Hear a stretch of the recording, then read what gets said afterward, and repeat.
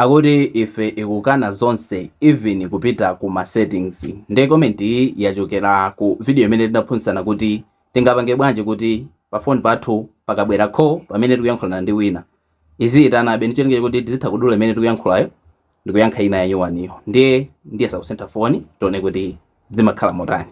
Ndimosataya nthawi tiyambe. Ndi chomwe muchite ndikusegula app wa phone. Kenako mupita pali pakuti menu kapena pamene pali madoti atatu. Kenako call settings. Kenako mupanga pali pakuti call service settings, mpanga click. Kenako mupita pali pakuti attention settings. Kenako imabweresa pali pakuti call waiting, ndikuti pamene papa mungopangapo click. Zikatero zimakhala kuti zatheka.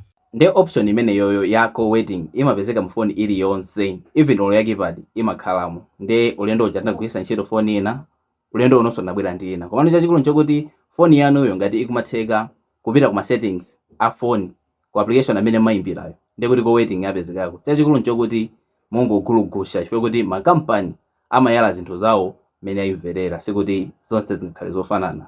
Ukakayang'ana kumene kungopeza call waiting kunchongera basi yetu zikakhala zatheka. Ndengati mufuna kuti ma videos ngati amene wawa asamakuphonye wasayiwala wanga follow. Tiye tionanso videos ali.